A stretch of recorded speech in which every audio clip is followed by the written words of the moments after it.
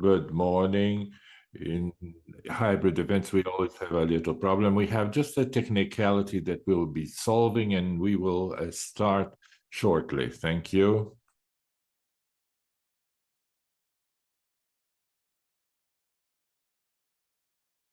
And even faster than I thought. Very good. So, good morning, everybody. I would like to thank your attendance today and also the attendance of those online watching this transmission. I am the new coordination of CEBDS, and I bring with me my experience in the energy industry to add to the discussions that we will be having here. This is an area that I am researching. I like it very much. That's why it's a pleasure to be here in this discussion. Energy Transition Day marked humanity pushing innovation and socio-economical development. And there are different reasons. In the past, these transitions were motivated trying to find energy alternatives with greater energy density. So we went to human power, to animal power, to coal, to oil. And now, of course, in this process, especially because of fossil fuels, we were able to supply energy for a very complex society that developed because of this. Of course, there is a cost, an environmental cost, which is high, and we can see with climate change and the intensity of all climate events. This transition now has new reasons, new purposes. The point now is not only to find a source of energy density that can supply the needs of society, but also to do this with fewer emissions. We have an environmental issue that needs reduction of greenhouse gas effects, and this has to be done urgently. Different from the others that developed more gradually. Now we need to do something urgently. So we have a very complex problems, and like all the complex problems, they don't find an easy solution, a sole solution, or a prefabricated solution. I like to say that the solution for the transition doesn't have a one size fits all solution. We cannot import solutions. Each country will have its own mix, will recompose its energy grid to reduce the influence of the fossil fuel, to expand renewable resources, and expand other technologies to be able to reduce the greenhouse gas emissions. So many opportunities, of course, a field of technological innovation. It is the time to think on new business models, rethink energy services, and to make them more efficient. And this is a key point. And it is an opportunity of addressing different social issues, generating employment, income, and promote a fair transition.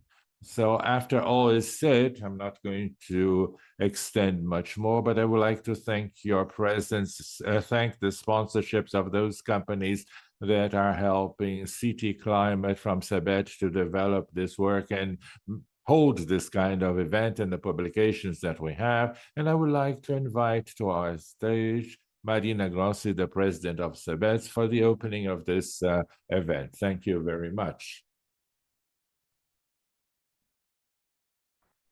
Thank you, Leticia. It is very good to have Leticia with us, Viviane also, all the team of CEBDS, Ricardo joining us, John as all the part of communication. So thank you all for this event. This event is being broadcasted online, and it is very good. This is the format that we are always doing now, always hybrid every time that we can. But it's so nice to be here with you, to see you again. Some of you I haven't seen for quite a while, like Rosie, who is right in front of me, and be in this important moment talking about energy transition.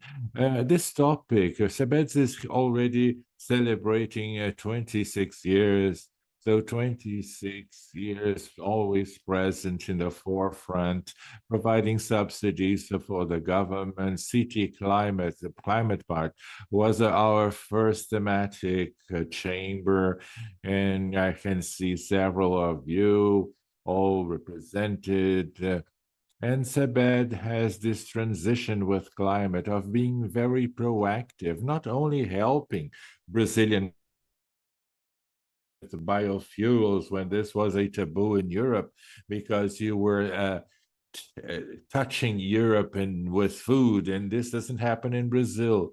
And we took this even to an European network, the information of how this could be done in Brazil in a sustainable way. So Brazilian particularities in a route that is only one. We only have one route towards net zero, methodologies that have been already proven. So we don't have two routes. We cannot diverse here, and we have very little time. The challenges are different. Perhaps this is a call to all of us that we should try to look beyond the elephant in the room, which is illegal deforestation. 50% of our emissions come because of illegal deforestation. And this left aside, once this is solved, which is to have law enforcement, right, to obey the law, which is not trifle either, because today is even more difficult to do this than 5 years ago when you have criminality, the drug route. So it's not trifle to take care of this. But if you remove this part of illegal deforestation, you will have energy as the core point where we can analyze Brazil, the routes that Brazil should follow. We are not going to expect this to happen. CEBDS never has. It's always the characteristic of CEBD is to be a raider, looking ahead, finding the difficulties, bringing them to the companies to find solutions to the main issues. I will remember some of the actions that we did, the most recent ones, so important to help us to arrive where we are. One was the CEBD's work that we did and was celebrated in Glasgow, that was to be a championing all the private sector to have a net zero until 2050 as a formal position of the government.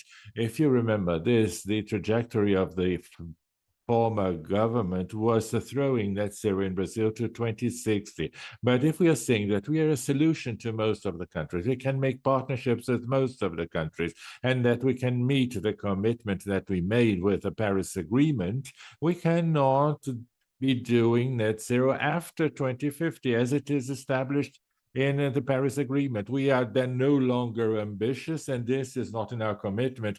Our NDC is of absolute targets. Most of the countries don't have that. We have to value what we have. Most of the countries will have this only in 2025. This is a struggle by the United Nations to reach this. And this, for instance, that we did it in Biden's summit, but not only us, we had a document mentioned Entrepreneurs for the Climate, where everybody signed it so that we could push and influence the government, and we could arrive with the net zero target with the government. We progressed a little that on the targets until 2030, we are doing it. And illegal deforestation was our big frustration, despite all the manifestations with many CEOs since 2019 mentioning the same topic. Deforestation did not diminish. Even with all the influence of CEBDS and of the private sector that we were able to congregate. But now we have a different situation. We have a government that includes climate change in 17 of the ministries. So it is ready to solve this problem. Sustainability is cross-cutting in all the world. Is a banner of the government, and this banner is a state agenda, not only of the government. And we as companies have to analyze this very clearly. It's not an ideological banner. I am very happy that the government is doing this. It has to be a cross-cutting vision, but it's not an ideological banner. It's good that the government can understand this, but we have to be as an agenda of state.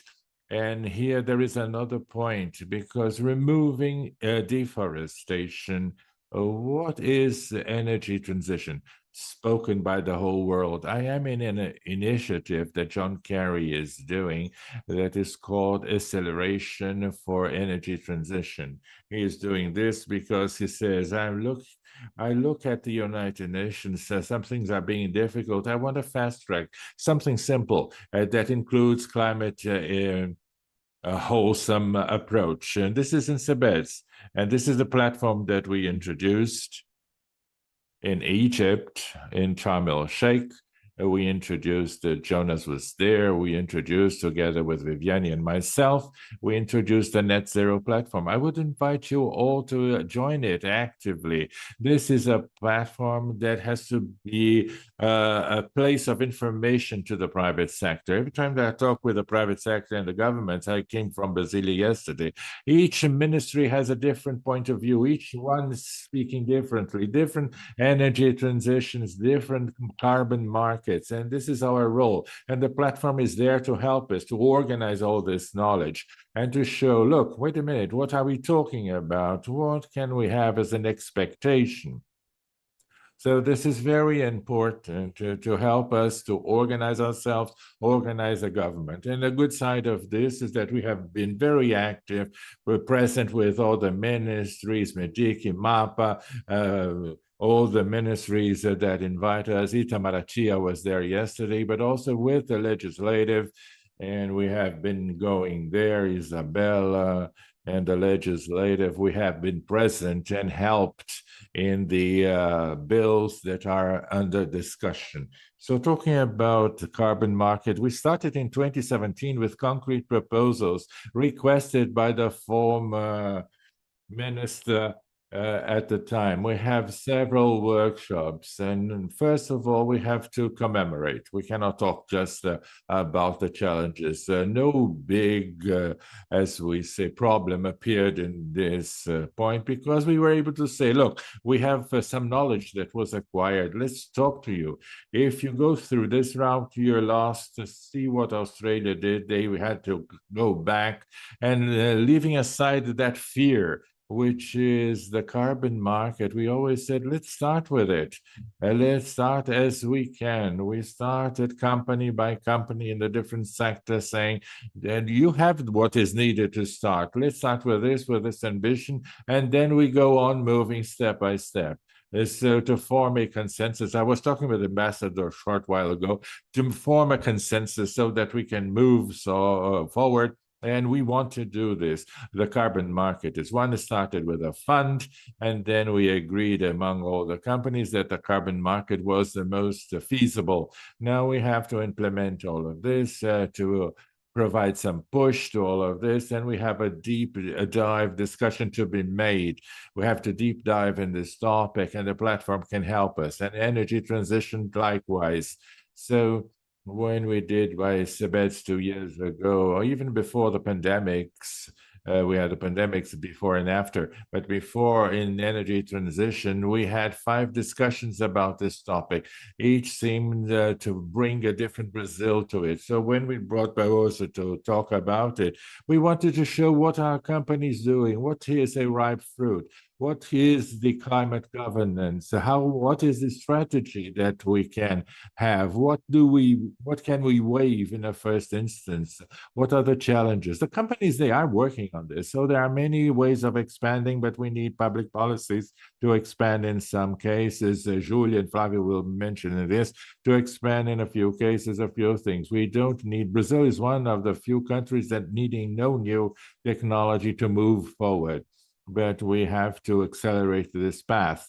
And returning, we, myself, Ricardo, Viviane, Juliana, and Montoro, we were in this meeting about business, and we introduced with business more 40 companies the climate drive. It's in our platform. And if on one side we have reasons to be frustrated because more and more we move away from 1.5 degrees of the Paris Agreement, and on the other side there are initiatives that makes us feel better because we see the programs of the companies have and on scope 3, and we have to know how to deal with this, and CEBDS is introducing this, and we'll be ready for test in 2024, right, Jonas? And this also we want you to be engaged in. This is another route that we are moving ahead before the others, bringing this discussion and creating with the best practices around that can bring light to so many changes behind the 108 companies that are CEBDS members. And also in COP Brazil, we being this COP, it has not been confirmed. Probably COP30 will be in Brazil, in Belém. And now we'll have the COP in Dubai, and the ambassador is here to talk to us about expectations. And we wish him great success and will participate intensely. And one of the things that we were talking about is that consensus are built. What can we expect? But it's not only the COP, but it's a history of COP. But each COP leaves a legacy, and we must get closer to the 2 Celsius degrees. Thank you.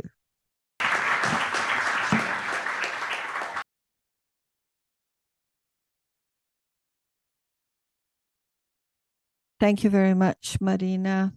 After this wonderful speech, we now are going to hear Ambassador.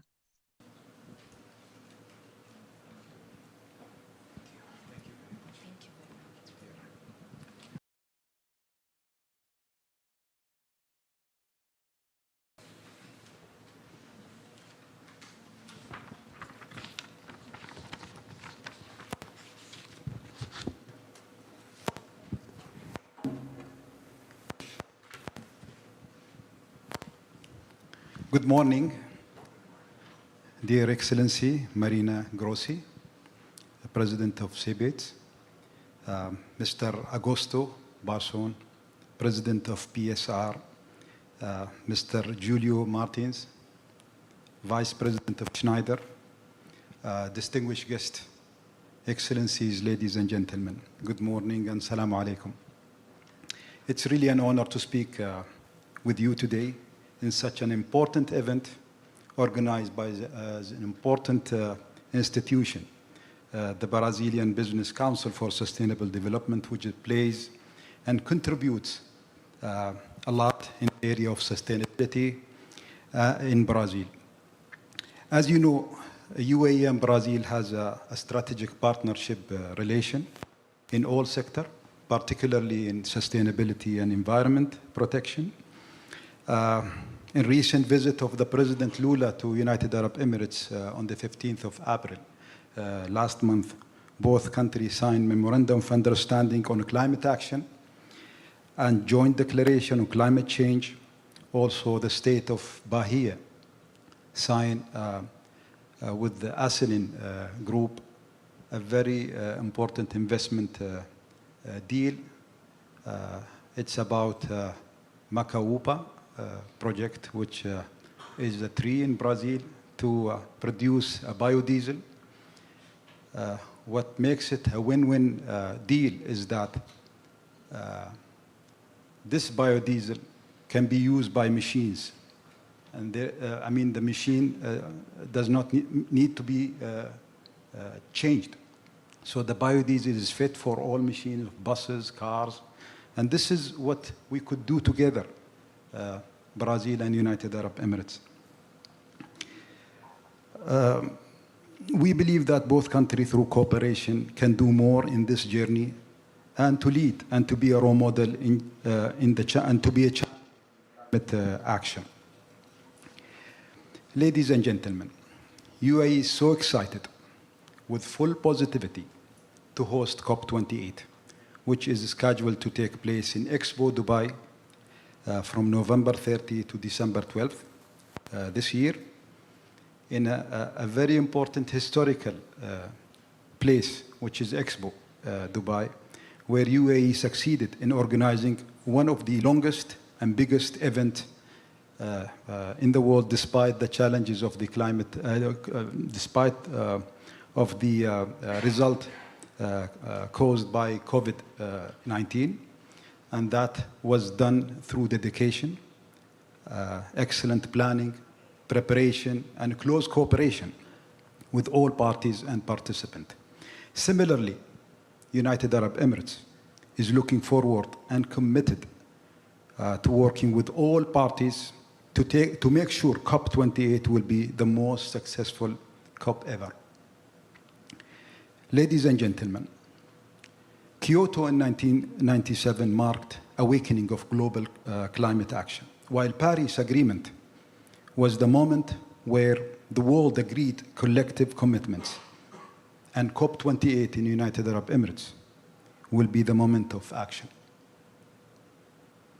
COP28 is a milestone opportunity for the world to come together, course correct, and drive progress. We need everyone to be more ambitious in the fight against climate change and to bring 1.5 degree with reach. We need to triple global renewables by 2030, 6 times by 2040. We must double hydrogen production in 2030 and build up the hydrogen value chain, and we need to reduce emission in all systems we depend on today. COP28 will emphasize a leave no one behind approach to climate action. Capital is the single most important enabler of climate action. We need everyone to set up and finance the transformation that we are needed. Reform of international financial institutions and multilateral development banks are essential. There is a need for more concessional finance to lower risk and attract more private finance. Ladies and gentlemen, at COP28, the world conducted the first global stocktake to assess where we are falling behind on the global climate commitment made in Paris 8 years ago. At the IPCC synthesis report, which was adopted in February this year, shows that the world is far from the path of being aligned to Paris Agreement. The stocktake must be more than just pointing the gap of climate change. It is a huge political opportunities to agree on the path forward in relation of closing these gaps throughout the critical years ahead. The stocktake will highlight that the ambitions of limiting temperature to 1.5 degree may not to build the political ambitions and collective social action to close these gaps and get back on track. In addition, TikTok, COP28 must deliver a framework for the global goal on adaptation that catalyze adoption action, inform needs around adoption finance, and answer the compelling needs for fragile and developing countries. COP27 deliver throughout agreements on the lose and damage fund for vulnerable countries. At COP28, we must bring the outcome on lose and damage funding arrangement to life. This includes the full operationalization of the fund to ensure that the right structure are in place for support to be channeled effectively. Another key areas of focus for COP28, finance, which is a key to unlocking a strong climate action, and we must build on that. We must build on the call to action that was made in Sharm el-Sheikh to reform existing international financial architecture so that it meet the demand of 1.5 world. COP28 will also aim to to lay the foundation of a new collective finance goal that will be agreed in 2024. All the mandates must come together to form a global stocktake responses that set a clear pathway to achieve the Paris goal over the next decade. This requires collective efforts, and your insight will be a key to ensure we are progressing our ambitions across all levels, cities, countries, geographies around the world.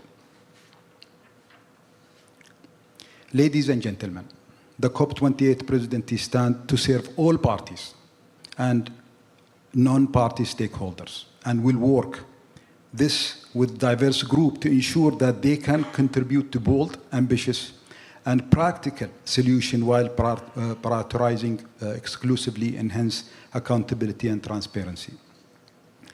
His Excellency Dr. Sultan Al-Jaber, the President-elect, or the President who was selected as a COP President, has 2 decades of leadership experience spanning energy, climate, diplomacy, and economic development. He will lead the process, delivering on Paris Agreement, building consensus, and driving ambitious climate outcome. But who is Sultan Al-Jaber? He has 20 years career across renewable energy and traditional energy. He has been involved in climate diplomacy over the decades. He's the first executive role was to establish a company called Masdar. Everybody knows Masdar, Masdar City in Abu Dhabi, which is the first renewable city in the world. And one of his, and Masdar become the one of the largest investor in renewable energy in the world, with the projects over 40 countries across 6 continents. The company aimed for 100 gigawatts portfolio in the next 7 years. Sultan Al-Jaber was the CEO of Masdar for 11 years and still the chairman of today Masdar. Of course, everybody is criticizing why he's also the president of ADNOC, the largest fossil companies of UAE. But we believe that he has a clear mandate, even with this company, is to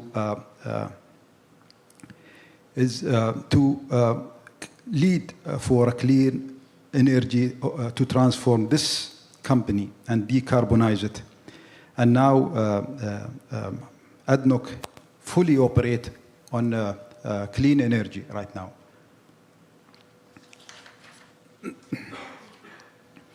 Also, Shamma Al-Mazrou'i is selected as the first ever youth climate champion to engage local and global stakeholders to provide capacity building opportunity for youth worldwide to ensure their voice are ahead and heard throughout the process. Shamma was the UAE Minister of Youth, and now she's the Minister of Community Development with significant in youth empowerment and development. We just talked with the President of CEBDS to welcome a youth group from Brazil, and I think this is part of Shamma Al-Mazrou'i role to, create these bridges between youth and their voice could be heard during the process.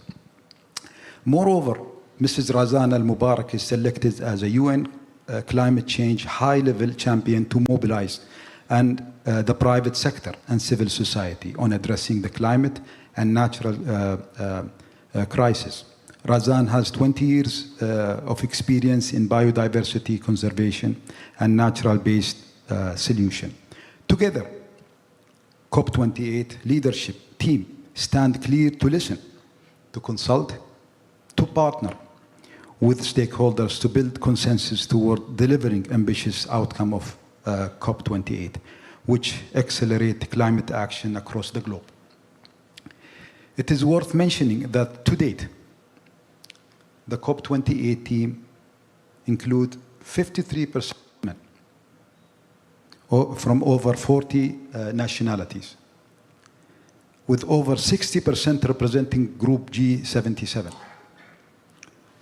Those countries that really suffer from climate change.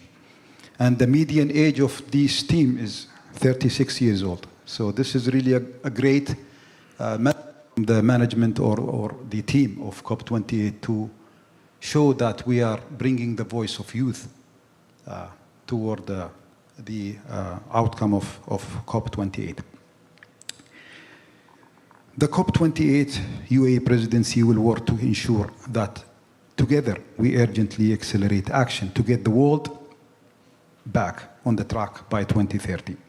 We must work together to ensure that this is a COP of solidarity, which brings the global north and south, and bring all stakeholders, including private sector, scientists, civil society, indigenous people, women, youth, leaving no one behind. We must ensure that this is a practical COP, a COP of action, and a COP for all. Ladies and gentlemen, the goal of COP28 presidency is clear. Climate action is not a cost to bear, but an opportunity to seize. Decarbonizing industry, the energy sector, power generation, transportation, and food system could create an additional $12 trillion to a global economy value by 2030. So this is an opportunity. We shouldn't see it as a cost. It's an opportunity for good of everybody. The COP28 presidency is focused in working with UN and the Egyptian presidency of COP27 to, one, scale up mitigation effort to keep 1.5 degree alive by delivering concrete and pragmatic decarbonization solution and driving investment to decouple growth, the development from emission, underpinning by a global effort to slash emission by 43% globally by 2030. To get there, we need to triple renewable energy capacity, double hydrogen production, expand nuclear power, improve battery storage, and scale up carbon capture technology, while minimizing the carbon intensity of today's energy and transforming food and agri system which produce 1/3 of the global emission. And I think this is one of the areas where Brazil should talk and showcase their achievement in this regard, particularly in the food chain. This is an area where Brazil could talk loudly about their achievement. They have a lot of good and successful stories in this part. So number two, delivering a global goal on adaptation by catalyzing public and private finance to meet diverse vulnerability and resilience need. Elevating a key solution across nature and use food, water, and agriculture, health, and coastal security. Three, unlock trillion in climate finance, a key to delivering on our collective climate ambition through exiting public finance commitment, broader global finance institution reform, and mobilization of ever greater multiple private finance.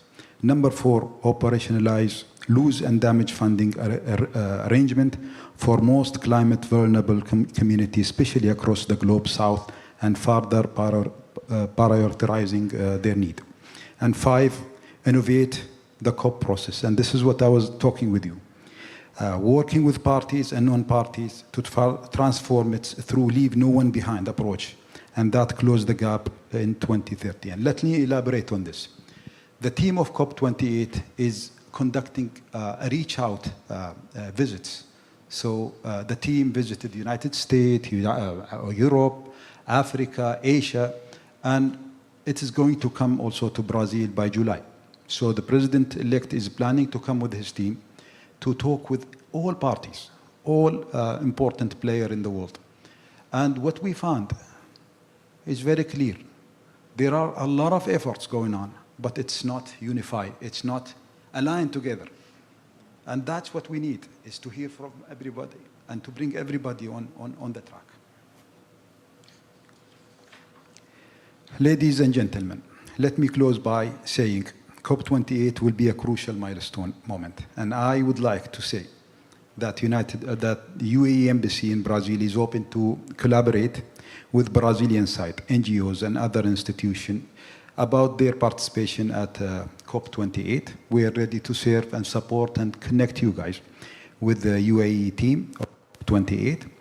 And I need to confess that I was really happy when Brazil presented its candidacy at UN to host COP30 at the state of Paraná. I think both countries have a lot of to cooperate with each other in these important fields. I would like again to thanks and express my deep thanks to the President of Brazilian Business Council for Sustainable Development for this great event and important opportunity. I extend my deep thanks to everybody who participate in organizing it. And this is the picture of the founding father, Sheikh Zayed. He is the one who established this country, and he is the pioneer in environment. He achieved a lot, and you know, Sheikh Zayed Sustainability Award, which is like a Nobel Prize, is very famous in the world. We always reward those achievers in the world, scientists, companies, schools. So it's going very well, and this is one of the example of great support to sustainability, and our leadership is also following his path in this regard. Many thanks.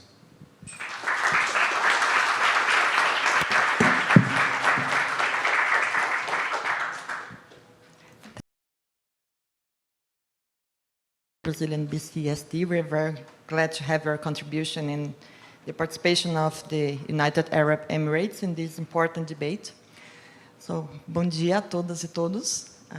Eu me chamo Viviane. So good morning, I am Viviane Romero, Climate, Energy and Sustainability Director of CEBDS. Very briefly, I thank the participation of the speakers, sponsors, and companies that contributed with this event and bring us to this occasion.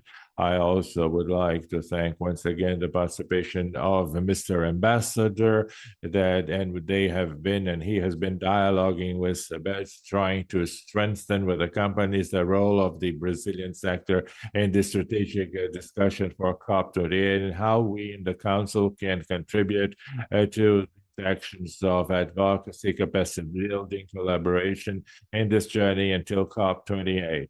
So we have meetings and opportunities in the coming months, and also with a meeting of CIF bringing the issue of climate funds.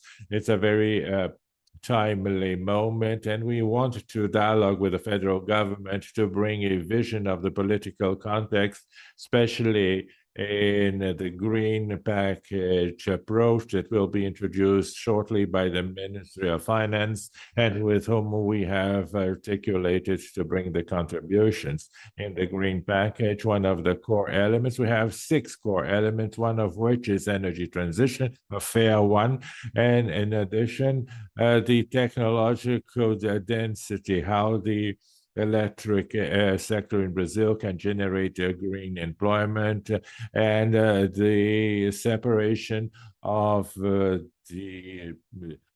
GDP and the green gas effects in all this moment. We have a moment with a fair transition, and in CEBDS we have the social CT, for all other fronts to strengthen this debate. We will be working with the GBI in this topic, climate adaptation, this movement of climate justice that is being included in our mission and in the Council's actions, but also in the agenda of climate policy. Without further ado, I'm sorry we started late. We are 20 minutes late, but the idea is to start with a debate where we can count with the introduction of this world map study that CEBDS, together with PCR, brings in such an important moment, a partnership that we developed along the past year and has the active participation of different companies that are CEBDS members. 22 directly contributing with interviews, success cases, so that we can use all of this as a leverage opportunity. The idea is to have this introduction now with the PCR, and right after we will invite some company leaders as Cheryl Schneider and the participation of the ambassador and Marina, so that we can have a round of discussions for COP28. So without further ado, I would like to invite PCR's president to make the opening of the study, and then we will have a remote participation of the technical team to give us some more details. Thank you very much, Mr. Barroso.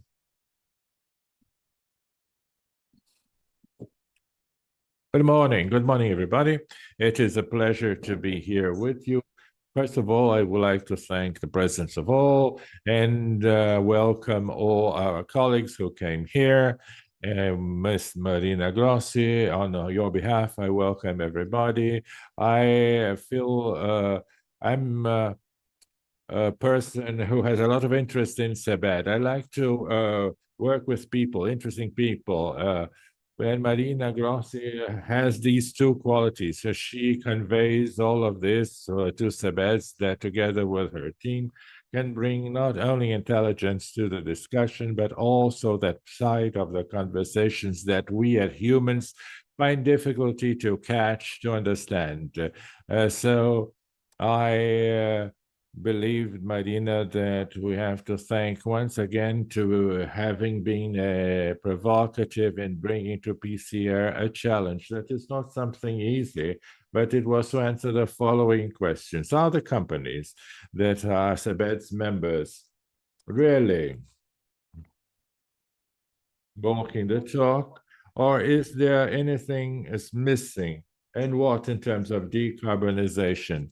But it's clear that PCR, a Carioca consultancy company that last year celebrated 35 years of existence, and we are a little bit 10 years more mature than CEBDS, and PCR accepted this challenge with a lot of interest, and together with two colleagues of mine, Rafael Kelman, that will be together with us, and Juana Gaspar, that joined accepting the reality and trying to understand what is happening. So the informal name of our work, the mission given to us by Marina's was, are the companies walking the talk, or is there anything missing?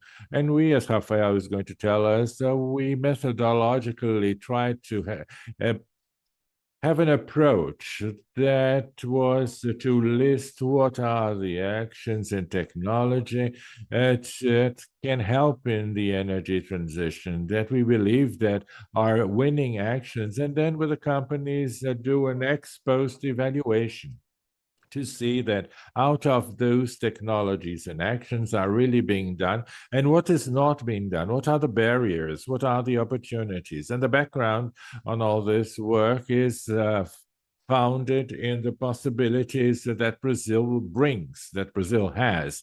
Brazil, it's unanimous today, as Marina very well mentioned, and also as the ambassador also mentioned, is that country that has everything to become a major platform of clean energy globally, and not making of such platform a problem, but actually a solution so that we can generate products with added value on low carbon. And this challenge helped us to do this work with the companies and to learn. As any interesting work, we learned very humbly, we learned that effectively the potentialities of Brazil are in the lives of the companies. Clean energy in Brazil. Brazil is a world champion in clean energy, not only the renewable ones, but solar and wind energy, the production of energy using biomass, but our hydropower, using it as a complement in the Brazilian energy grid, is not green, is blue. And this brings a fantastic combination to allow the integration of the new renewables come in a smooth ways. Either those technologies that we already have as a decentralized PV solar energy, or the solar distributed, or the wind centralized, and futurely the the wind energy localized in the sea. This is a movement that will help us. And these actions are part of the strategy of the electrification of the productive processes of many companies we have talked with. But we also have learned, we have to understand that many of the energy needs of many companies in Brazil, and here I see representatives of many of them. I see representatives of a company that I admire a lot, which is Braskem. 85% of the consumption of energy from Braskem comes from heat. So heat, not only electricity, and this heat has to be produced.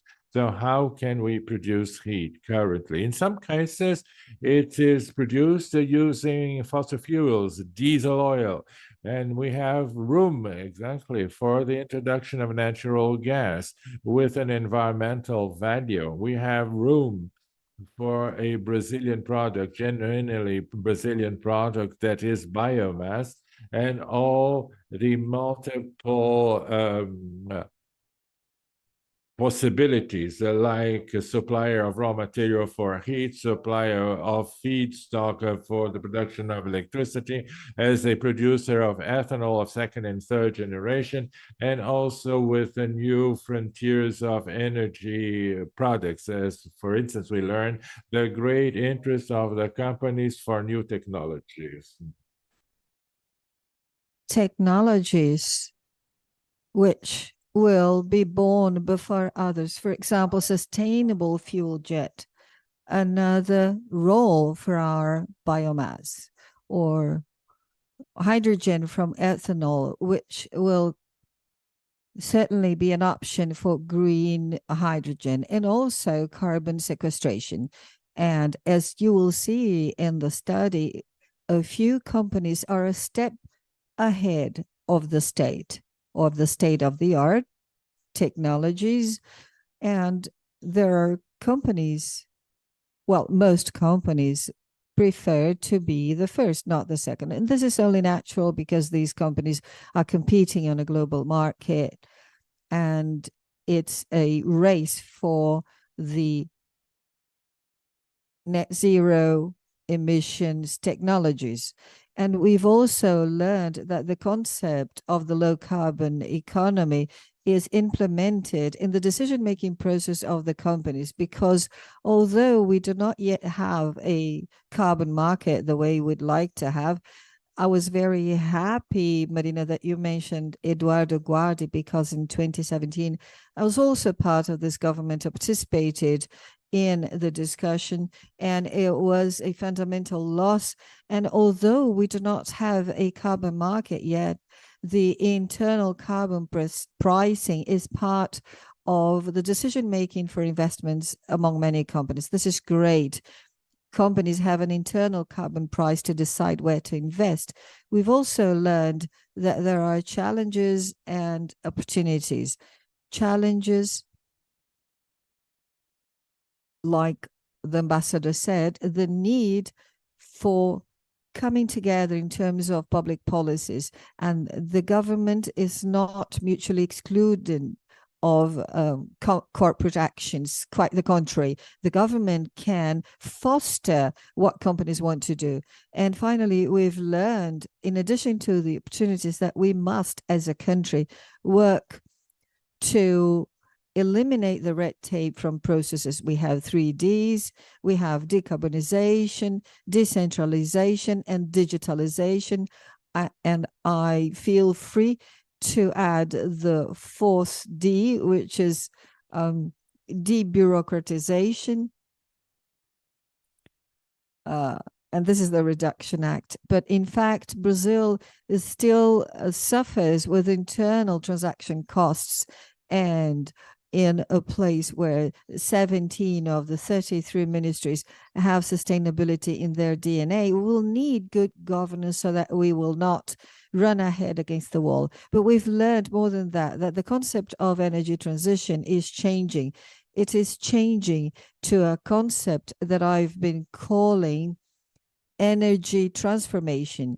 Companies and citizens, everybody is transforming the way they deal with energy. And this concept of energy transformation is taking root among companies. Today, companies who in the past had energy directors and managers, now they have energy directors, energy and decarbonization directors. And this shows that a cultural change is going on, and it goes beyond the physical change. PSR is not going to abstain itself from this debate.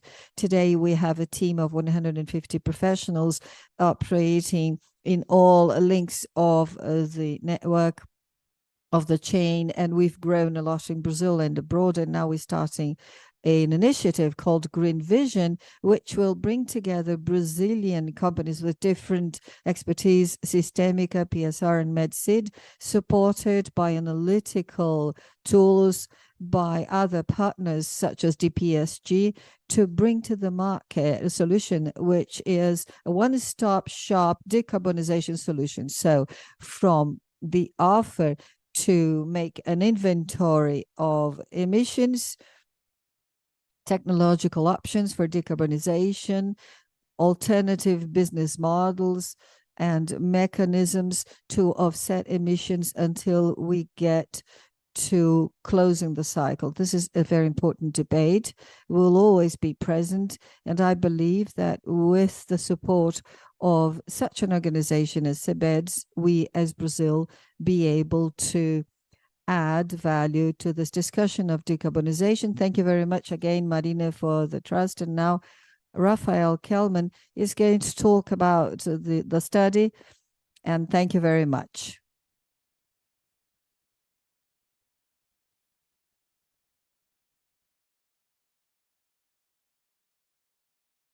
Hello, good morning, everyone. Can you hear me?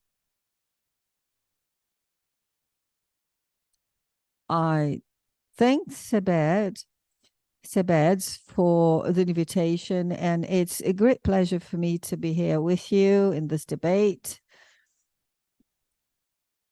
to talk about the roadmap, the energy transition for companies, and this is structured on certain themes. Like Luiz said, it brings a vision by PSR of potential gains for Brazil, and it was supplemented with the vision of the associates. So we've had contact with 23 companies, which you see on the screen, and I'd like to thank them enormously for their time and availability to participate in the interviews that we ran. And we've learned so much with the process. So, and our vision was to add to that by listening to these companies. And this is a very interesting study because it shows possibilities and initiatives. We've listed a few opportunities for Brazil. The first one, like Luiz said, the power sector in Brazil is historically renewable because of the power plants, and with the advance of wind and solar energy as well, and biomass. And we have many initiatives. I'm not going to read initiatives owing to time restrictions so that the presentation will be more dynamic. But I have here the initiatives of a few associates working on this agenda to find renewable energy sources. In our studies, and this is in the report, shows that it's perfectly possible, more than possible, it's desirable that the electric sector expansion is renewable. And this is also the minimum cost solution for our electric mix, power mix. So we can grow with a very low carbon footprint over the next years. And we ran very detailed studies, not only of energy balance, but electrical studies to check whether that network would allow this to happen. And not only will we grow with renewable sources, the present, solar and wind, and in the future, we see the possibility for offshore wind power when it becomes more mature and less costly. But we'll also have a lot to do, and Brazil needs to move ahead in terms of demand management and efficiency. And this is in terms of digitalization, smart networks, and load management. And we have very good examples of search for energy efficiency. So we've got initiatives on the market, but as a whole, Brazil still has to lay down mechanisms to advance this agenda.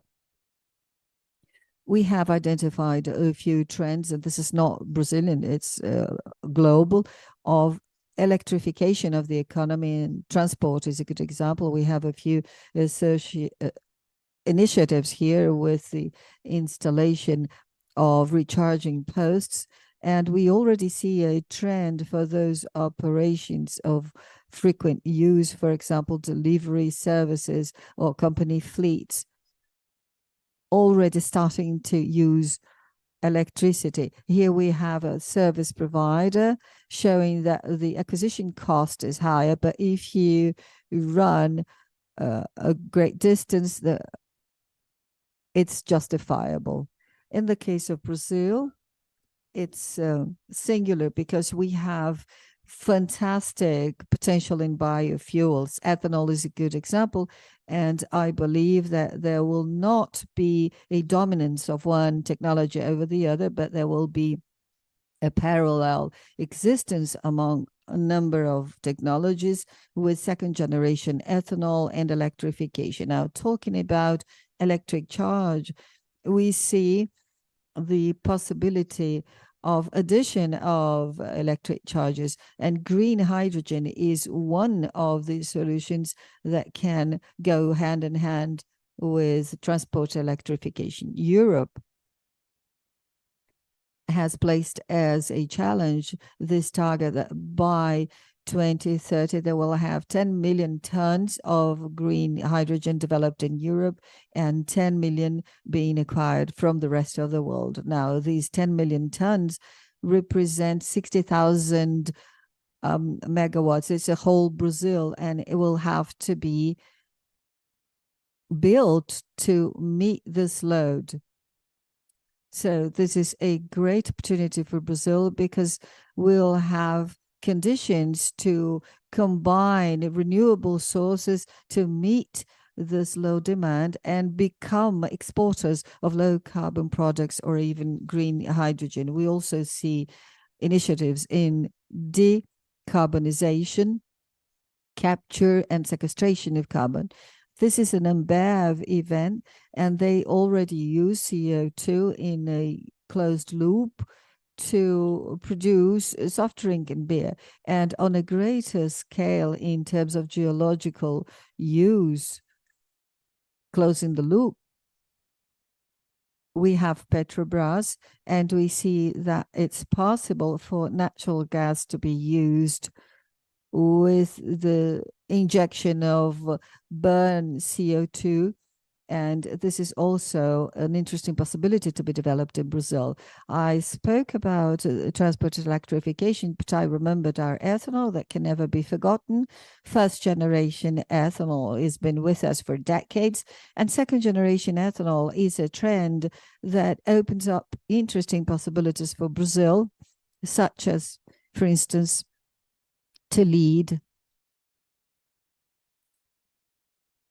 the second generation ethanol is produced through waste. For example, the pulp bagasse that you've used to make first generation ethanol. So you can extract ethanol from this bagasse, and this is the second generation ethanol. And this opened interesting possibilities owing to the second generation ethanol as a differentiated product, since it's done through waste, and as a leverage for advanced fuels such as SAF, because one of the routes would be aviation fuel, but one of the other routes would be through ethanol, and Brazil has a great potential for that. And green diesel, I really enjoyed that the ambassador mentioned this tree, macaúba, that can be used to do green diesel, and this announcement of large investments in this area. So this is an example of our avocation, and we've got other examples, biofuel and companies that are working with this kind of product. I have mentioned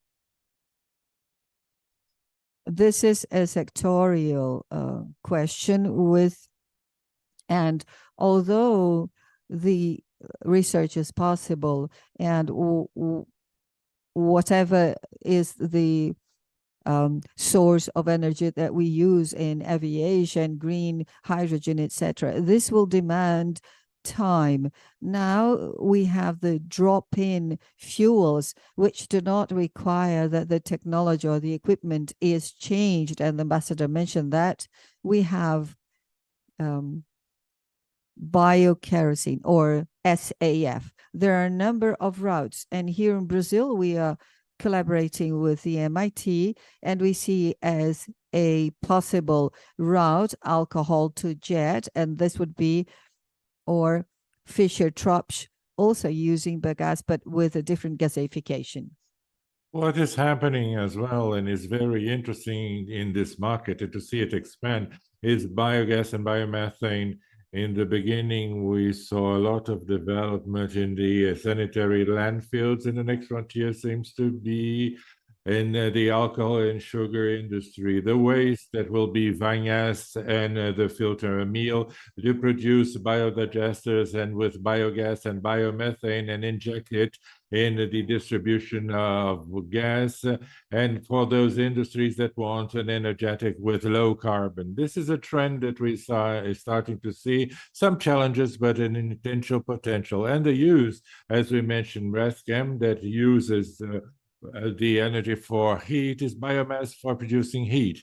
CBA and Combio had an agreement, is just an example, and Combio installed the boilers that use biomass and that can reduce costs and emissions for the generation of industrial steam using sustainable biomass. We cannot forget the solutions that are nature-based. Brazil is a power in projects, and here we bring an example of Ambipar and Biophilic of preservation and reforestation in different biomes, not only in the Amazon region, but also in the case of the CBA in the project in the Brazilian savannah. And last, to close my presentation, we see the possibilities in different industries. I'm not going to be exhaustive, but there are several options in the chemical industry, steel, cement, oil and gas. Here we bring some examples, what can be done with our vocation, our potentiality, either in biomass or low carbon electricity. And to conclude, we would like to thank once again the participation of the members in the interviews that gave us a clear-cut vision of their strategies. This you can see in our report. And our vision, the private sector will have an essential importance of leading the process of decarbonization and energy transition, either in the corporate activities, doing their homework, or with the public institutions like CEBDS always does. It's a very important work, and Brazil has many advantages compared to other nations because we can offer a menu of options and solutions thanks to the availability of natural resources, electric power, biomass, and biofuels, to already existing products in mature markets or markets that will appear, just like the case of the SAF for biokerosene, and the demand will exist. Brazil has to be prepared to meet this demand. There is a lot of interest both in in-house and external markets, and this SAF seems to be very interesting, second generation ethanol as well, or low carbon products that we can deliver, produce here in Brazil, are green hydrogen that will have a great demand, and we have to follow up very carefully for the next steps that will happen in Germany. And this is the first step for a very interesting market to Brazil. In some cases, it will be necessary, it will be important to work in the revision of the regulation to unblock some barriers and be able to have the investments pushing these investments. After that, I would like to thank you very much. And once again, I turn to CEBDS. Thank you very much.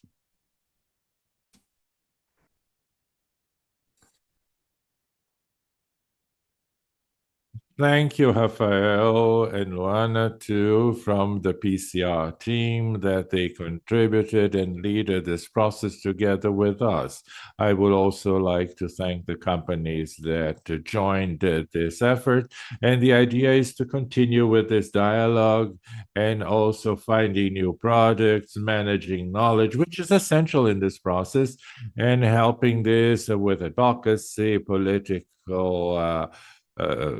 push, and seeing the progress of some regulatory issues. But the energetic sector is very important, and we have different advantages strengthening like this together with nature-based solutions, all these points. And we have this challenge to fight deforestation in the Amazon and different biomes, and the idea is to see the energy sector leading a strategic whole, especially with climate neutrality, which is a Brazilian government commitment to 2050. Very important to have an objective, and this strategy on how to arrive there is also essential. And the idea of this study is to bring these approaches. Now we have a moment of bringing the leaders from Shell, Schneider, please, Julio Martins and Flavio Rodrigues, together with Luiz Barroso from PCR and Marina Grossi from Becher, and Mr. Ambassador Saleh Ahmed, please, you have the floor. Please, and sit over here, because now we will have a round of discussions.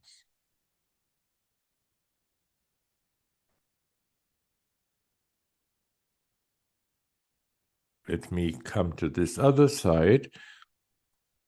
Thank you. Well, I believe that we already went through Dubai today. We talked about G20. We hope to go now to Belém in 2025. And today, effectively, the idea is to have this moment with some companies that joined the study, and also to enforce the strategic role of bringing the companies that are related to the production of fuels, the oil sector, which is super important to this debate, and it was mentioned here, and understand how we can move forward to walk the talk, as a very good provocation that was placed before in this event. So I would like to start with the two representatives of the companies here, Flavio Rodrigues from Shell do Brasil, and Julio Martins, VP of Schneider Electric, to speak a few words, 5 minutes each, about the perspectives of the sector in this path of decarbonization, and how the business community can contribute more actively, strengthening this route for a long-term strategy in Brazil. So please, Mr. Julio. Good morning, everybody. Thank you, Viviane, for this introduction. Marina, thank you for the invitation on behalf of CEBDS. I would like to welcome my colleagues here in the panel and those who are watching us virtually. I think it is very important to have this kind of space so that we can stop, reflect, analyze the figures, look ahead, and share what Shell has been done in the terms of global perspective. Shell 2021 redesigned its global strategy. It launched a strategy called Pushing Forward the Progress, where it assumed a commitment of zeroing its liquid emissions according to the Paris Agreement. and establish some mid and short and long-term targets of reducing emissions throughout time. So Shell is doing this dialogue with the shareholders. This strategic plan was submitted to the Assembly in 2021, being approved by 89% of the members, and we thought that we had enough support to move ahead. We are rendering accounts for this plan. We go to the assemblies, we show what we are doing, if it is sufficient or not, or if any trajectory has to be corrected. So this is a clear way of showing that to participate in this dialogue, in this discussion, is essential to do some commitments, because only to sit down and give suggestions is much simpler than those who live in the practice, the challenge that we have of energy transition. And we have clearly seen that this transition will happen differently depending on the peculiarities of each region, of each country. So bringing a little bit to this reflection, what this strategy was, we defined 3 pillars to support this strategy globally. One that we called upstreaming, which is production exploring as a line of business. We call transition, which is the area of natural gas, and the area of growth, the new energies and solutions that are nature-based. And Shell decided to do its portfolio management dynamically throughout the time to be able to allocate most efficiently the resources that are going to generate through the business. It's a very complex task, and we have moved forward in this situation nevertheless.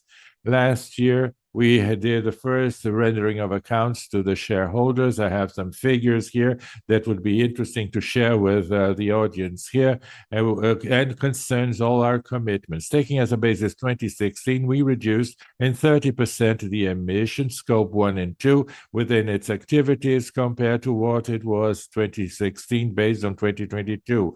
And there is an ambitious target of reduction of 50% of the scope of emissions until 2030. When we talk about liquid intensity of carbon, these energy products are sold by Shell, we're talking of a reduction of 3.8% last year, and globally there was an increase because of a resume of the economy. Our commitment of last year was around 3 to 4%. So I believe that slowly we should go on measuring. And because of the challenge and the complexity, we know that it's impossible to make all things right. Companies will make mistakes because it's difficult to imagine and anticipate what's coming ahead when you make a decision of investment, especially in the area of exploration. In an horizon of 20, 30 years, it's difficult to imagine. But we are on this journey, and we want to continue in this journey. It's important also to mention that the decrease on the offer where Shell is present, making available the best energy solution for the clients, it's not restricted to the reduction of the emissions, understanding the 90% of the emissions coming from the consumption of products sold by Shell that we not necessarily has control on the decision of the consumer. We decided to create internal areas to include these industries that we call difficult decarbonization sectors, trying to find solutions to address this major challenge, as it was mentioned, aviation, mining, steel mill, maritime navigation. So these are industries with big challenges, and we are working together with them to find solutions. Just to give you an idea, 10% of our emissions are scope 1 and 2, where Shell has a direct management, and 90% others are with the sales of products that we sell, and we have to work in an integrated way. This was a little bit of what I wanted to mention before I turn to Julio, of what we have done globally, and this has to be translated into a local dimension as well, as our colleague of the PCI mentioned, and with the interviews of what we have done locally to address this challenge of energy transition. And we have to mention that the activity of exploration will be very relevant for this journey, because in practice is where we have the capacity capacity of generating resources and enough cash flow to invest financing in these other activities. And we introduced the reflection about Shell scenarios. Until the past, we have a sky scenario that would define that it was possible to reach 2050 meeting the Paris Agreement in last year, because everything that happened with COVID, with Ukraine's war, we decided to make a reflection in a different way in an extreme scenarios of archipelagos, and we have gone differently, understanding that blocks and countries are isolating themselves, perhaps making the local decisions, understanding what is better for each of one without including the climate agenda. It's a challenge, but it's a plausible scenario. In all both scenarios, we see that the parcel of oil and gas has a relevant presence in the supply of energy for the consumer. Not losing the last point, which is a fair transition. And this I mentioned in a recent speech, that we have today more than 700 million people without access to energy. So we cannot leave these people behind. We need to have enough options to face this challenge, and this is important for this context. Thank you. I'm going to turn to Giulio now. Thank you, Flavio. Before anything, I would like to thank you all and the opportunity, Marina, our colleagues, Ms. Ambassador. And to mention a little bit, I would like to say that it's super important to highlight before anything this commitment of walk and talk. So we make the use of our technologies in our installations, trying the great mission of reaching net zero. When we talk about transition, it's important to talk about the use of the new technologies, which are available, but they still present challenges in terms of scale implementation. So I believe that these investments in these new sources are very important. They have to bring to us, so we must have in the agenda of these investments safety. We have to have in the agenda also sustainability, because these points of safety and sustainability will make these investments permanent. When we talk about energy transition, it's very important to consider the access to energy as well. And then we will tackle on those issues of the most vulnerable communities and the access to these most vulnerable communities. We can think about the Amazon, more than 900,000 people needing energy. And to take energy, we know we can use these isolated systems, but also we can use different ways of taking energy, but with high costs. And what is something very important to highlight, which makes us very proud, and we analyze the company as an action that we did that was very relevant, was access to energy. So first of all, we have an initiative in a company that is not treated as a commercial product. We don't analyze the margin of this to give them access. And these products, they become about the solar source of energy, because we promoted access to these more isolated communities. And we are not restricted to this, because simply the same challenge of having isolated systems and the challenge of those isolated systems with the cost of maintenance, the cost of the distance to take this energy over there. When we make the products arrive over there, also what we have done is to work with the partnership with institutions and qualify the local public. What does this mean? Is that later on the maintenance or even the local presence of these communities and their actions will be very active in what they are receiving. So I believe that in a very brief summary, what I wanted to say is that in the point of view, these major investments to fight the challenge of multiplication on scale, we cannot forget safety, sustainability, so that these investments are permanent and that these investments reach the long term. And on our side, what we are trying to do is not to lose sight energy transition with inclusion of the most vulnerable communities. Inclusion, not only how to make the products accessible, but also to qualify local people to use these products to maintain them.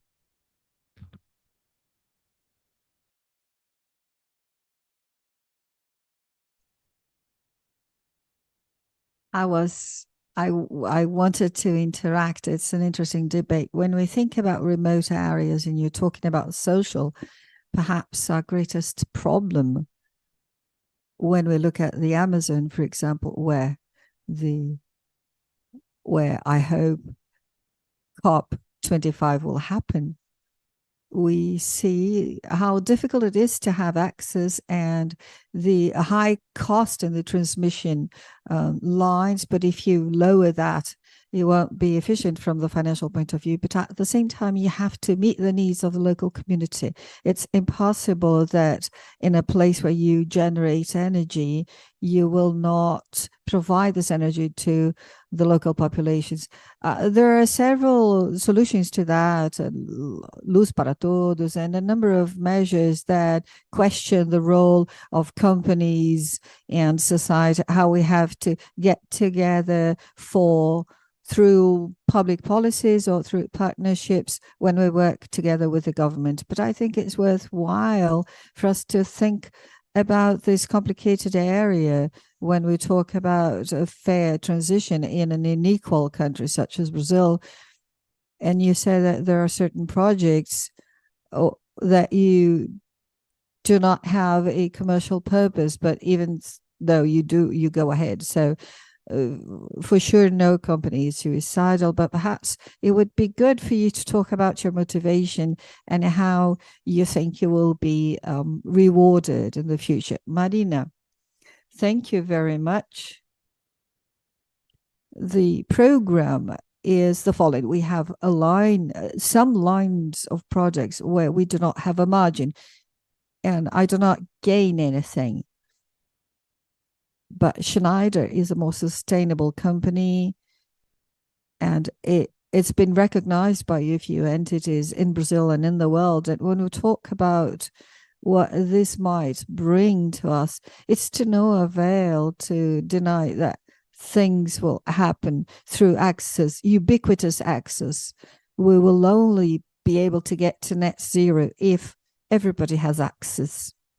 It's to no avail to have a portion of the population that has everything and another that doesn't have anything. So what do we do? What do we expect of that? As you train people, you have a larger population that will use these products. I have solar products that can, relatively simple products, but they light up the houses. They could charge mobile phones, even in these remote areas. People have mobile phones, and this is what brings them access. So this is what we expect. When we talk about in energy transition, we cannot imagine, well, obviously 45% of this transformation has to do with transformation and different sources of energy. How are we going to drop the use of fossil fuels and do the transition? So when we have such a big representation on a part of the population, it's not available to have just part of the population. So it must be ubiquitous access. This is a basic right. If people do not have that, the economy will end up being circular at a certain point. If part of the chain is fragmented, there is no turnover and it's not sustainable. Scale, yes. Another important point, Barroso, in the study, and I really liked what you said because it talks about the low-hanging fruit that we must pick, and also about what we have in the future. Green hydrogen, we see partnerships being made among our companies that are looking at that and what can come after that. So there is a long way, and we can talk about that. But talking about what we have at the moment and the complementarity of the study shows, we have the key role of hydropowers, and they are the battery for wind and solar energy. So I believe sometimes they're left aside because they're taken for granted. There was no specific policy such as for wind energy, or it is our greatest battery, a source of energy. And for the study to highlight the role of hydropower plants. I think this is part of it. And the major issue, and climate governance will require that the various sources and the benefit or the damage, and to provide the right credit. So it's in the harder areas where we have hydro plants. Well, hydropower plants in Brazil, well, they complement the new renewable sources, and with a transmission system behind, Brazil is far ahead, because cheapest new energy to be built, it is renewable energy. And renewable energy, it's not it doesn't emit anything. So Brazil is in an interesting position, because by combining the existing electrical matrix with a transmission system, cheapest new energy is the cleanest. So Brazil is lining up two key interests, which is economic competitiveness with low carbon emissions. So this overview that other countries do not have, for example, the US, we were talking about the Reduction Act. So the US does not have enough transmission lines to take renewable energy to the major urban centers. It will be built, but it will take a while. Brazil already has that.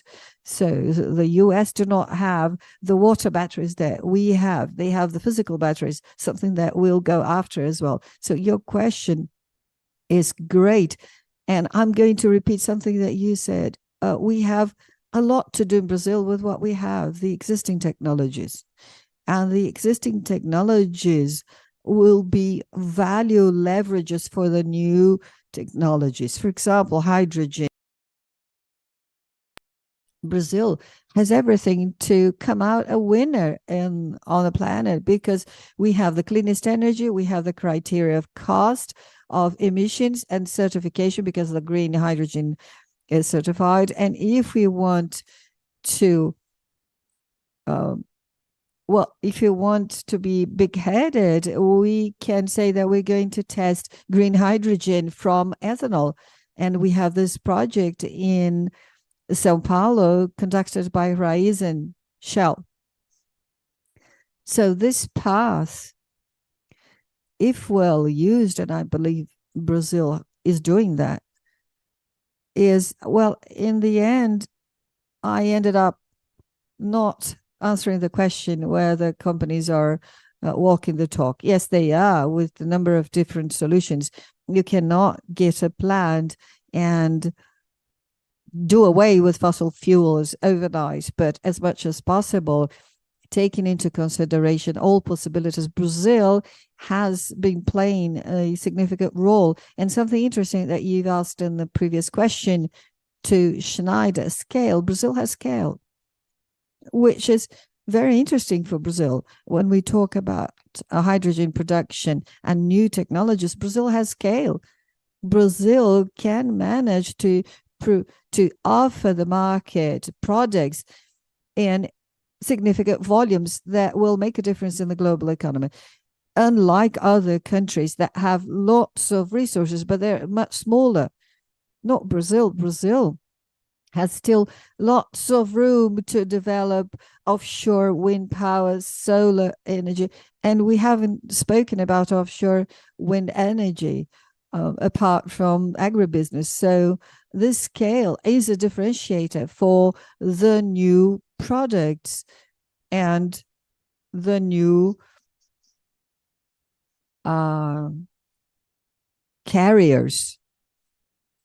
Thank you very much for your participation and for what you said. And I liked the provocation. I believe business is in a position to, they might become big-headed, and we actually have many advantages in terms of the low-hanging fruit, the available technologies over the short term, and disruptive, such as CCS and green hydrogen. 10 years ago, I defended my doctorate thesis about the framework of energy in Brazil, and the discussion was very incipient. And more often than not, people would ask, why invest in this technology? And today, this question does not hold anymore, but how to leverage that. And the Brazilian Energy Agency, based on science, says that for us to get to net zero in time, it's key that disruptive technologies such as bio-CCS be on a large scale available. And also regarding the carbon market, this can be a very relevant bridge. And we have challenges such as COP28, and we've been discussing this topic at CEBDS in terms of and I believe agribusiness has similar challenges. And how can we actually bring the chain of supply, the supply chain? And I believe that COP28 in such a relevant political role, it says that we must bring all the elephants into the room, and logging as well. Very well. I'm going to pass the floor to Dubai, a question to the ambassador. Lots of what was said here and the reality of companies, please, about the situation of companies in Brazil. We've had the opportunity to talk some time ago at the CEBDS office about possible partnerships in the run-up to COP28, but also looking at the roadmap for the future. In 2025, we'll have something very important, the delivery of new NDCs. And as the ambassador very rightly said, at the end of the year, we'll have the stock take, the global stock take, and we've been following on this broad assessment of what the parts are doing. And now in the pre-COP in Germany, we have the third dialogue about that, and how business can have a more strategic participation in what they say non-party stakeholders. So how these discussions about multilateral go beyond the governments and the parts that bring multi-tiered climate governance to these dialogues and the discussion of these great challenges. So, Mr. Ambassador, among the implementation means and global stock take and capacity building and technology transfer, and I'd like to know about cooperation, international cooperation. How can Brazilian business contribute greater to this? And having this dialogue with the embassy of the United Arab Emirates, and what we can do to contribute. Many thanks. As you know, the value of investment in clean energy for the first time exceed $1 trillion US last year. So this is a good development. And we believe that with the right policies and that incentivize the right climate technology can at least double their contribution in global growth, while removing up 25 tons of carbon emission annually. In fact, again, I would like to emphasize on finance. Finance is very important. We need to encourage finance, create a better environment for investment, especially FDIs. From UAE experience in Brazil, we have a couple of investment here in Brazil. We are part of Ghana 1, Ghana 2, Macaupa, and even our investment in Randolfo refinery, which is in Bahia. We did really great job in stopping the flare, for example. The refinery right now is exporting or selling the gas right now.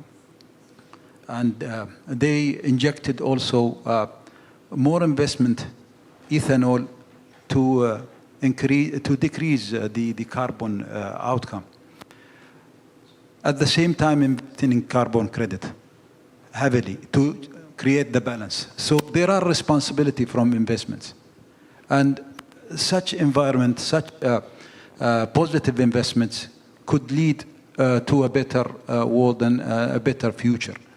And again, I think finance is very important. We need to create the right investment condition, reducing tax, encouraging all these investment, because we believe Brazil is the land of opportunities. There are a lot of opportunities that needs to be shown to the world, to invite most financial companies or maybe sovereign funds to reach our common goal, which is, a better future, a greener future for next generation. Thank you.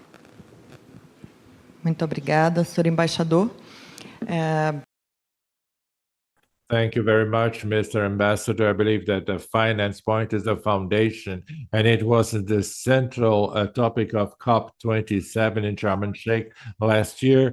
And now each COP brings a specific topic. Last year was financing, and now we have the fair transition, and now we see fair energy transition. That is very important to have this vision of cooperation, and how the UAE is preparing themselves to host such an important landmark in front of the multi-use and concerning the world challenge. So going back to Julio Flavio, how can the companies prepare themselves according to this roadmap, and once again bringing these possibilities of leveraging the fact that we have G20 here in Brazil, a very important landmark as well, to be aligned, how the business community in Brazil can get ready with the strategy, bringing the companies that are CEBDS members,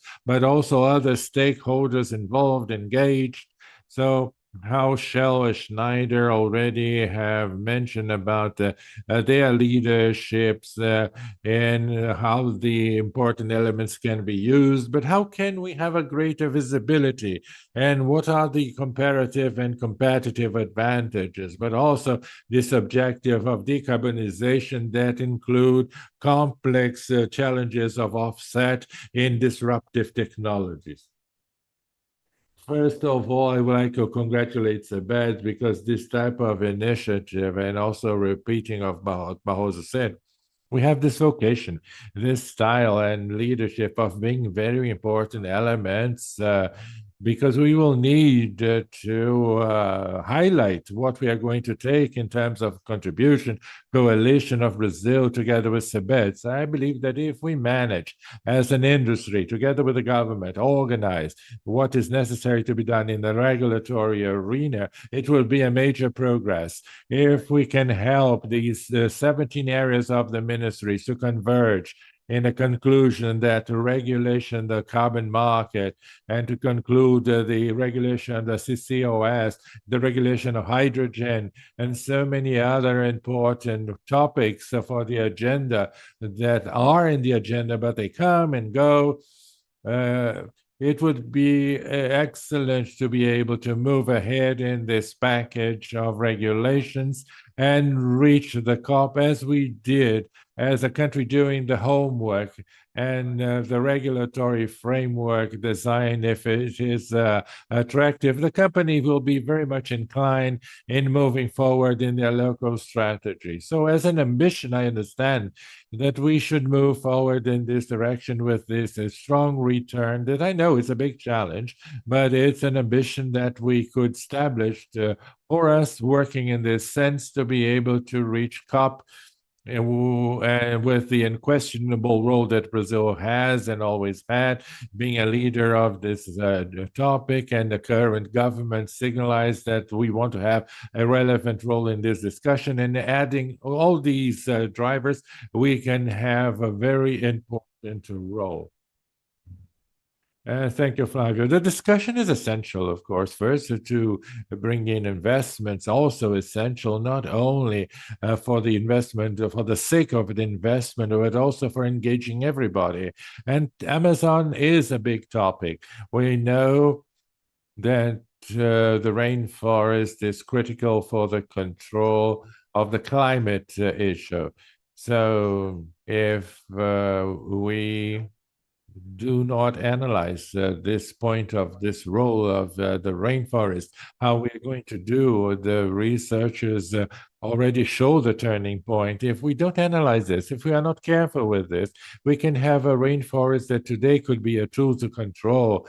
If the biomes are destroyed, we will be going on the opposite direction. Instead of having a control tool, we can have something that will worsen our control opportunities.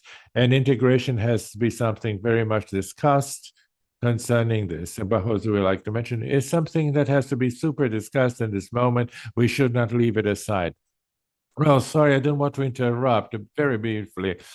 Just some suggestions. Brazil has a function. There is a committee that is called Climate Change Interministerial Committee, and it has to be summoned quickly. It is there where we will find the activities of synchronization of everything that Marina and Flavio mentioned. Brazil has an interesting opportunity. We are in the midst of a discussion of a tax reform where BSRB secretary has made it clear that in this reform he will analyze sectors that can be differentiated for the leverage of Brazil's role. It's an interesting opportunity. All this discussion also interests to the private sector, of course, so that we can, as Brazil, understand and know where we should invest.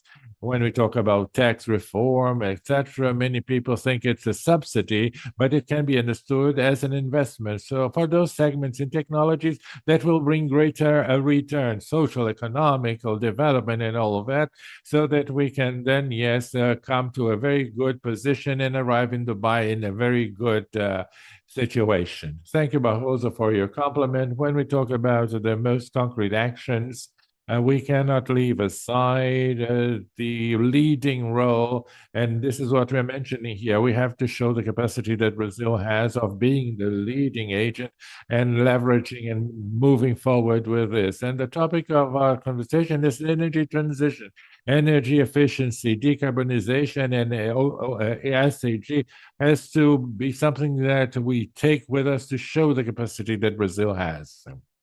Also, another point that I would like to mention is that the Brazilian company are leading in this journey. They shouldn't only waiting for the laws here to be, they have to be also part of the international efforts to bring green initiatives abroad. Actually, United Arab Emirates has four important initiative to cooperate with many companies and many countries around the world. One of which is the US-UAE partnership for accelerating clear energy. We call it PACE. This partnership seeks to catalyze $100 billion in financing, investment, and other support to deploy globally 100 gigawatts of clean energy by 2035.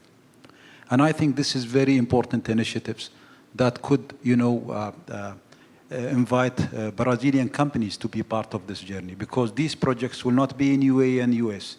They're going to be installed around the world. We have also other initiatives like the Agriculture Innovation Mission for Climate. We call it AIM for Climate. This was launched in COP28 by UAE. Which fund climate smart agriculture and food system innovation. Also, we have the Mangrove Alliance for Climate, MAC, which was launched in COP27. We also invite many countries to be part of this mangrove expansion of planting this tree around the world. Thank you. Muito obrigada. Acho que as várias.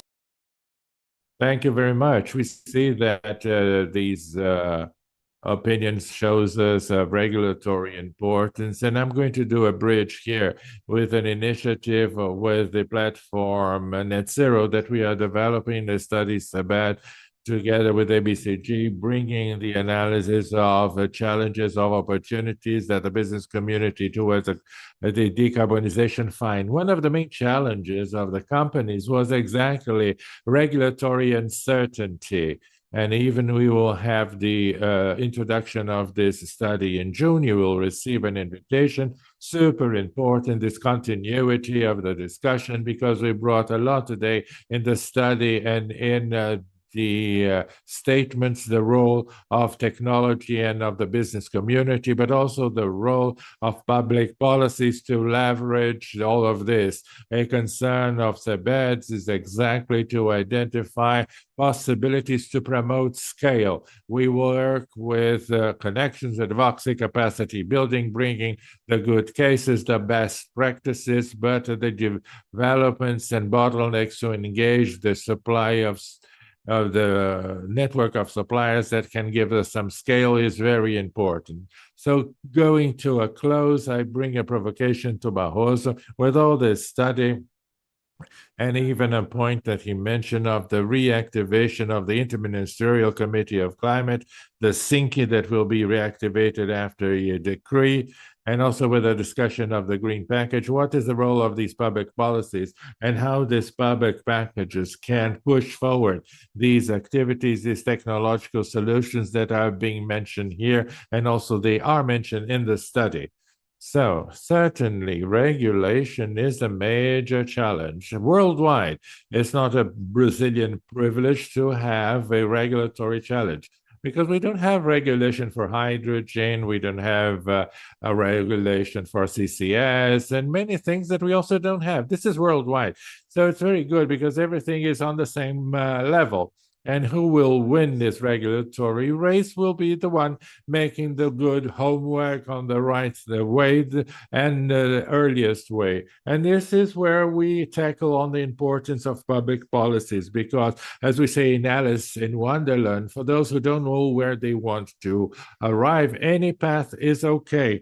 And Marina mentioned that very well in her speech. Currently, we know where we want to arrive, and we have to draw this pace or this path to arrive there. We have an important window in this government to provide directions, to give the north.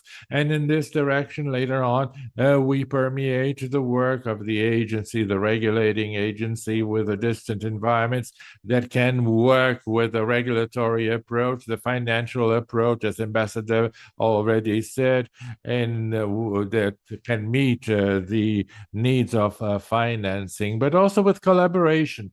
There are many topics of energy that are cross-cutting, and sometimes you have 2, 3 regulators responsible for the same thing. The hydrogen, for instance.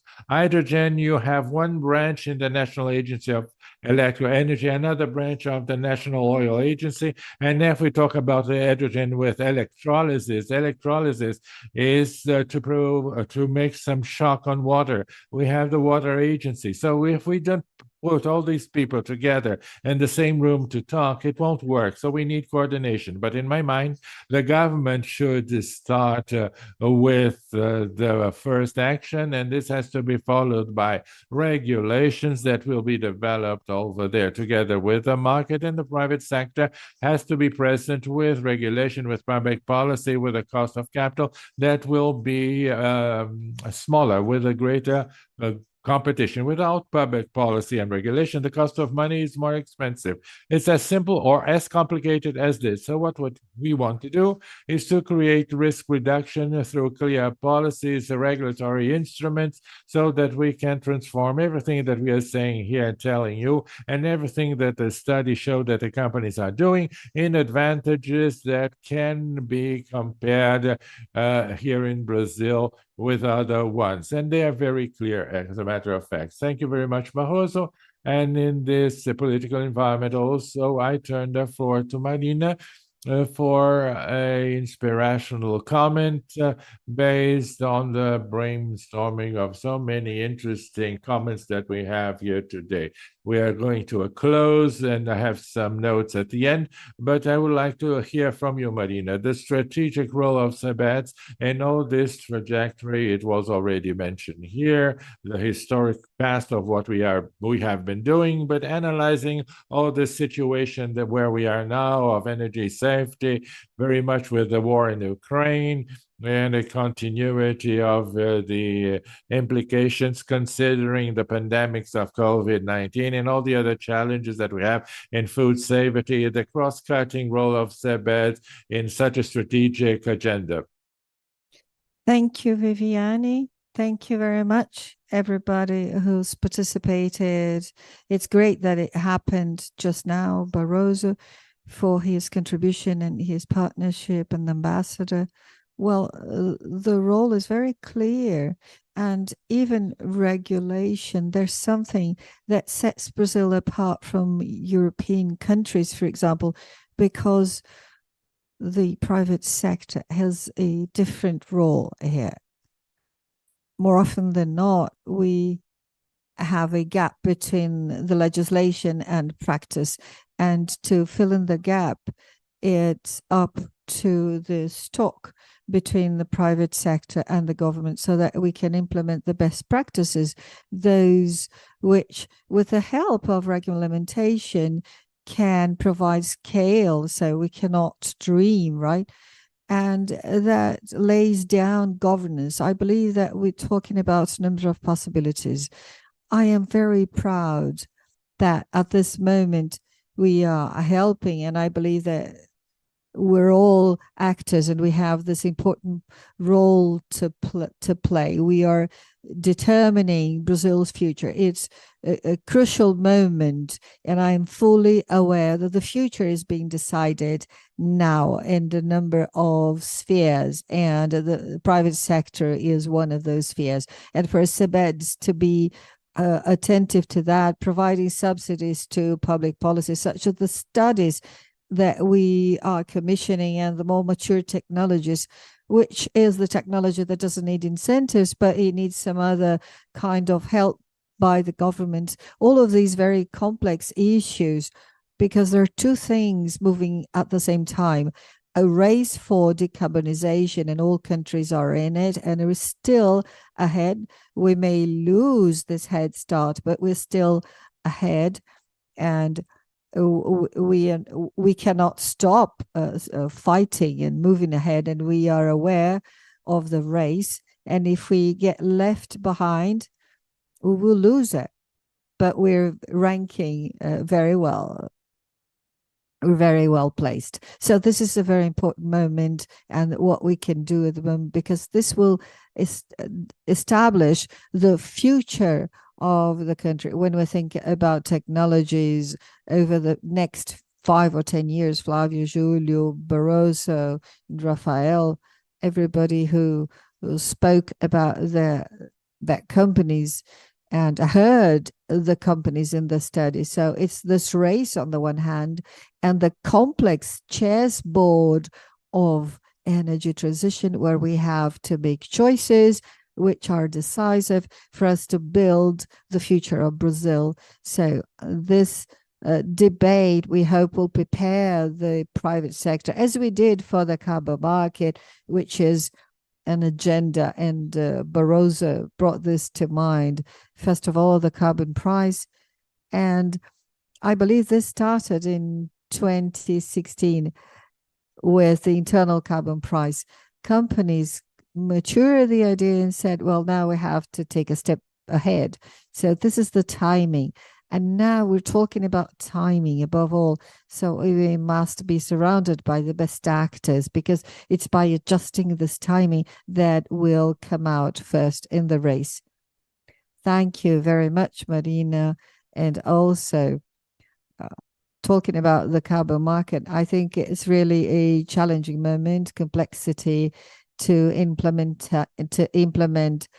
bills of law to regulate this market. And there's something important, which is the principle of gradual implementation of the regulated market. So sectors such as industries would be regulated agents, and others would be regulated by different instruments, but also providing opportunities for the carbon market. So there's a very strong role for advocacy and integrated systems, and I think this is also a debate that's very important for this across the board debate that comes as an agenda of development. Until some time ago, the decarbonization agenda was very limited, and it's great that the ministries and the government and chief of staff and the revenue service are participating in this discussion, so that we can have an integrated modeling focusing on emissions, has direct and indirect impact on other industries. So how can we think about this modeling? And lastly, thank you very much for participating, and also the participation of our illustrious guest, Ambassador Saleh Alsuwadi, Marina Grossi, Luiz Augusto Barroso, President of PCR, Julio Martins, VP of Schneider, and Flavio Rodrigues, Vice President of Corporate Relations of Shell Brazil, and also thank the participation of our remote listeners, over 100 people online. And it's really great to be able to come to these on-premise gatherings, although now they're hybrids, but I hope we can have more such events. And I'd like to thank City Climate, and thank Leticia, Coordinator Jonas, and Isabella Ondina, and also the other Technical Areas Directory, Ricardo Mastrati, Executive Director, and Communications and Institutional Relations Support, Collab, dear Anna, a friend through so many events. And talking more specifically about the study, we have a few hard copies to hand our speakers, but so as to cut costs in this digital era, we have the online version here with a QR code so that you can download the study. And if you haven't participated, please do. And IGT, Amazonia, and we are constantly concerned about bringing this across the board agenda. And in terms of climate justice, we want to talk about the various elements of ESG. And I am so happy that we spoke about these elements, but in a way that includes the environment, social, and governance in a concrete way. So thank you very much again. We remain at your disposal, and we invite you to participate in the network Net Zero. And thank you very much for participating. Have a wonderful afternoon.